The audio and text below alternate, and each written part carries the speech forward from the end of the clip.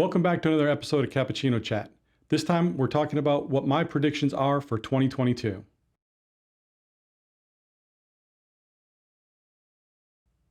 So this time's going to be a little different. We're just kind of talking in general about my predictions for 2022 as a business owner and what we're seeing in the IT and technology field.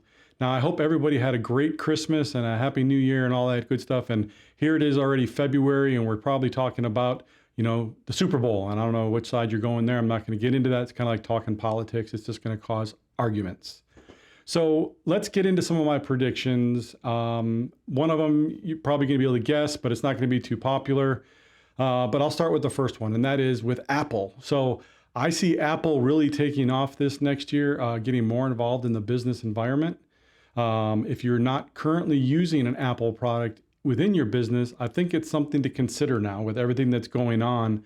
I think there are ways to integrate the different products to make our lives easier and better. Now, also, it's no surprise when it comes to Apple is I'm anticipating a bunch of new products again this year, right? So they're known for it. They're going to announce some stuff. I think some of it's going to be really good for small businesses, like the new mini PC from them. They kind of started the whole mini craze, and I think their next rendition of it is going to be awesome for small businesses to use, and is going to be the perfect business Mac computer, if you will. Of course, we're expecting the new iPhone again, or another new iPhone or family thereof. iPads, I don't think we're going to see much on those. We might see something later on the year, but they just did a big release last year. So not thinking too much on the iPad, really looking at the mini and the iMacs for them to really come out and push some new stuff, I think, in those two markets. Laptops, they did a great job last year. I've got a new MacBook Pro, and I'm loving this thing so far for everything. I'm using it within the business for everything that we do. Still need the PC for a couple of things. I mean, you're going to find those things, but there are some easier ways around it, depending upon what your needs are. So again, that's why I said, I think this is the year of Apple with them producing their own chips and coming out with things, kind of staying ahead of that and bringing it to the business environment. I think they're really going after that. And I think now with the way a lot of things are shifting more and more to the cloud and remote access and stuff like that, I think Apple products are something a business owner should consider using and implementing within the business.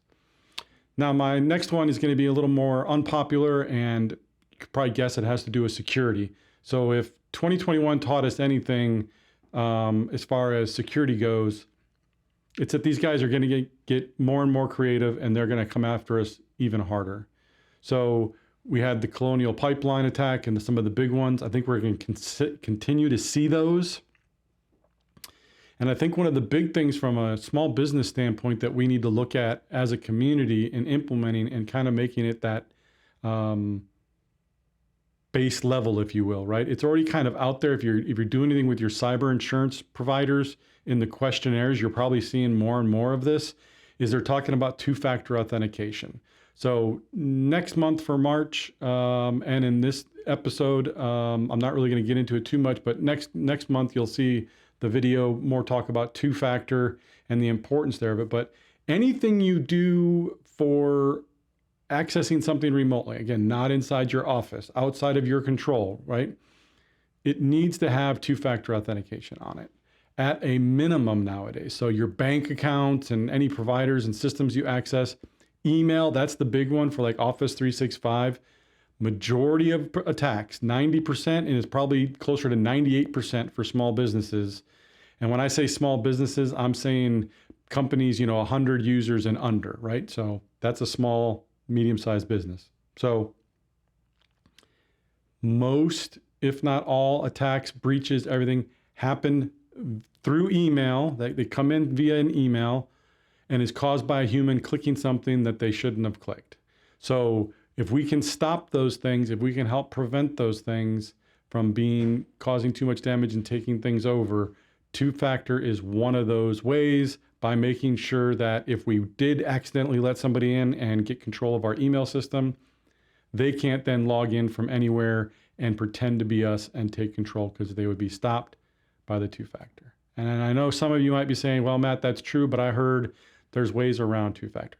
There are ways around two-factor. If somebody really wants what you've got And I've said this from the beginning. If someone really wants what you got, they're going to get it. It's not going to matter. You could give me $1 million today, get you all set up with security, and tomorrow we're going to need to start over because they're going to find a way around it. If they really want you.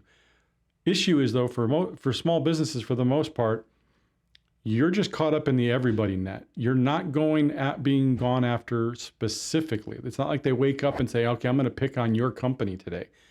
You're being picked on as part of, the 1,000 that they're going after today. That's what's happening. And it's primarily coming through email, and that's what they're doing. And then they want to spread to those that you know, and then those that they know. And again, spread through the email. So those are my predictions. I'm willing to put money on both of them because I know it's going to happen. Apple's always going to be pioneering and releasing new products, and security is going to be becoming more and more of a need for small businesses. Please, please, if you don't have two-factor authentication enabled on your stuff, please do that now. If you're with a bank that doesn't enforce it and make you do it for your online banking, find a new bank immediately.